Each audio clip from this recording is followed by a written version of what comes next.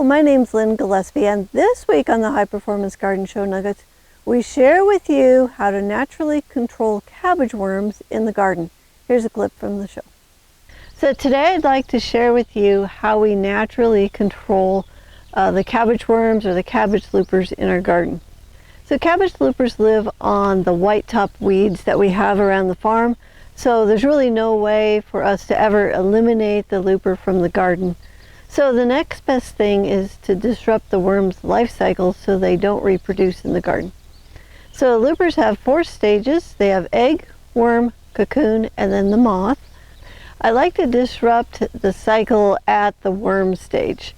So once we start to see the cabbage looper moth flying around the farm and the gardens, we start our program. And we're going to run our control program until after the 3rd frost in the fall. So the cabbage looper worm likes to eat cabbage, broccoli, cauliflower, lettuce, kale, bok choy, Brussels sprouts, and can eat a few other plants in the garden too. So in the Homemade Pest Control Guide, there are 11 methods to control cabbage loopers or cabbage worm population, and that's all natural. And here's my 4 favorite methods. Okay, number 1 is caterpillar deterrent citrus spray. So caterpillars don't like the taste of citrus. Its bitter chemicals run the caterpillars off. So to make the citrus spray, just grind up the rind and the seeds of any citrus fruit, oranges, lemons, limes, grapefruits, and soak overnight in 2 cups of water, and then strain out the pulp and add 2 teaspoons of liquid soap to the mix. And then you're just going to spray that on the plants, and you can reapply anytime after a rain or after you sprinkle. Number 2 is Captain Jack's Dead Bug Brew. We use Captain Jack's Dead Bug Brew once a week from the time we see the white cabbage looper moth in the spring until our 3rd hard frost. This works really well, and we've used this for quite a few years. Number 3 is BT.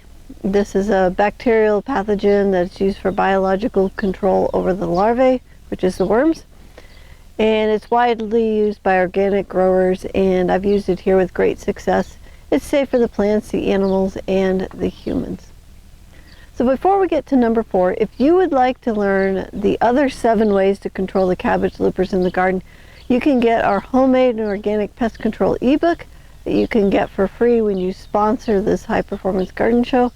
And we give it away along with the Gardener's Guide to Perfect Soil and the Preserving Fruits and Vegetables Guide. And that's for anyone who'll sponsor the show at $8.25. So if you want to do that, just go to our website, thelivingfarm.org/high-performance-garden-show. Once you get to that page, go ahead and scroll down, and you will find the sponsor section where you can donate and grab those 3 guides. All right, number 4 is the diatomaceous earth. So diatomaceous earth is ground up fossilized seashells, and diatomaceous earth will puncture soft body insects, and they will dehydrate and die. So you want to sprinkle it around the garden plants that you want to protect, and if it gets wet, go ahead and reapply. This clip is from the High Performance Garden Show Year 10, Week 8.